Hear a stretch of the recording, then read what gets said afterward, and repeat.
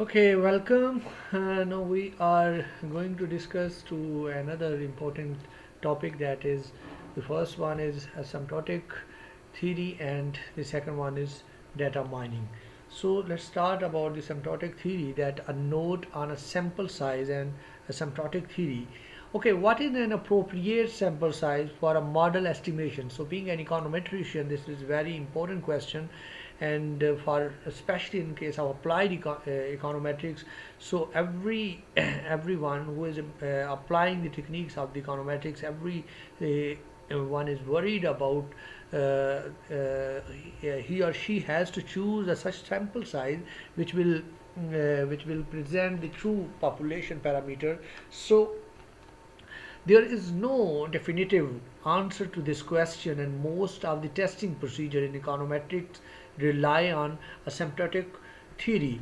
The result in the theory holds only if there are an indefinite number of observation, but infinite number of observation will never available. So keep it in mind. The asymptotic theory will hold only if there is an infinite number of observation, but infinite number of observation is hardly available in any type of behavioral as well as in management sciences. Okay, an approximation to the asymptotic behavior of the test statistic can be obtained using a finite sample, provided that they are larger enough. So being being an econometrician, when we are using a sample, so we try to use use a large number of observations, so that our estimated parameters will represent the true parameters. Okay, in general, as many observations as possible should be used so that the theory hold for the parameter.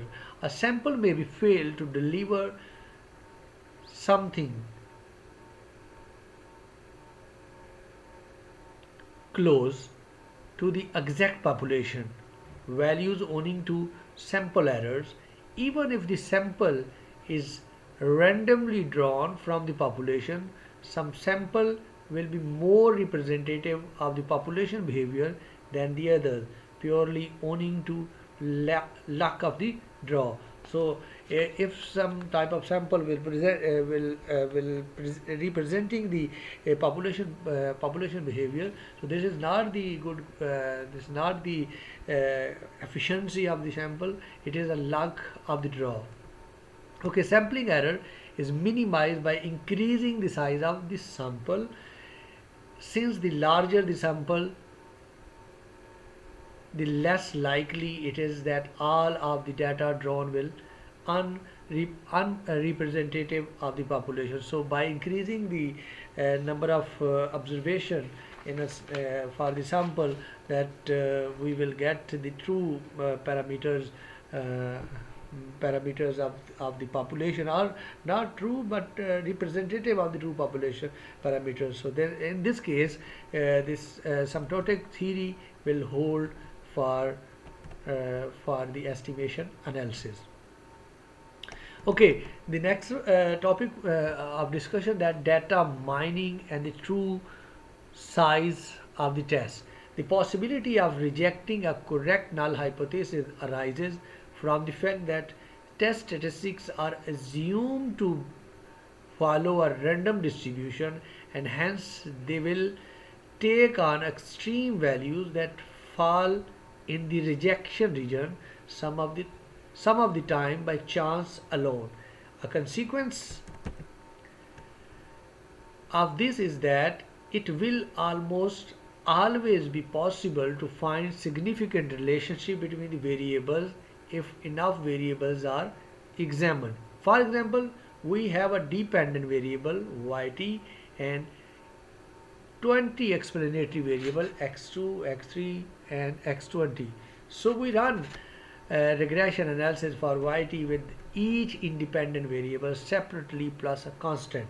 So if this experiment is repeated many times, and from these 20 regressions we find we will find few slope significance. With the help of significant slope, we find a model which have more significant variable which technically we want.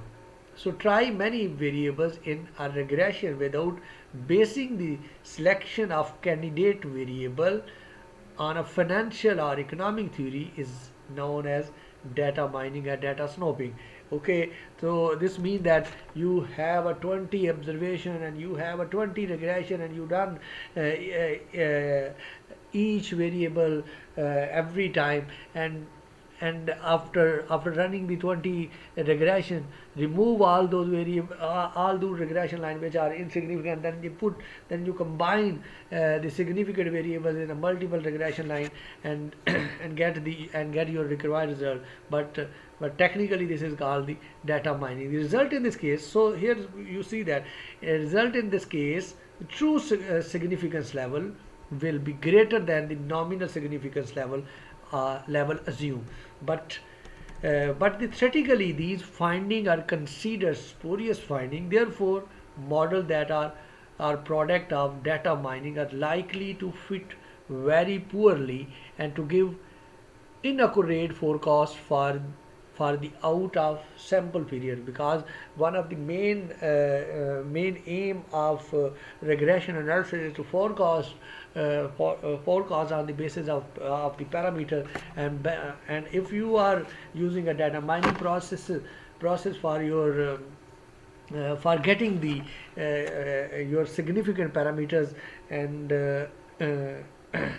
and you at the end you get it, but these findings are called the spurious finding, and the policy on these type of finding will be no value for the masses, for the government also. Okay, see you with another video.